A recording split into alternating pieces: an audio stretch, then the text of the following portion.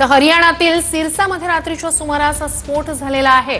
हरियाणात सिरसामध्ये रात्रीच्या सुमारास स्फोट झालाय। जे ड्रोन आणि मिसाईल हल्ले केले जातात ते हल्ले परतवून लावताना हे स्फोटाचे आवाज ऐकू येत आहेत। स्फोट त्या ठिकाणी होतात। हरियाणातील सिरसामध्ये रात्रीच्या सुमारास स्फोट झाला त्यावेळेची ही दृश्य आपण पाहतोय।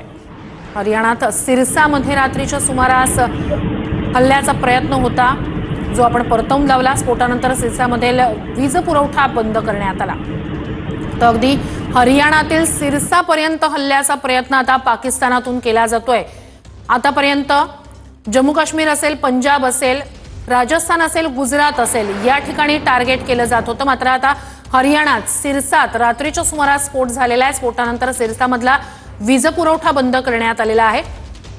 तर ते पाकिस्तानद्वारे जे ड्रोन हल्ले आहेत ते परतवून लावताना स्फोट होत असतात। ही दृश्य हवाई हल्ल्याची, जेव्हा पाकिस्तानकडून ड्रोन आणि मिसाईल हल्ले केले जातात ते परतवून लावताना आपल्याकडून जो प्रत्युत्तरादाखल हल्ला केला जातो तेव्हा काही ठिकाणी त्याचे तुकडे विखरून जे जमिनीवर पडतात त्यावेळेला स्फोट होत असतो। हरियाणातल्या सिरसामध्ये असाच रात्रीच्या सुमारास स्फोट झालेला होता।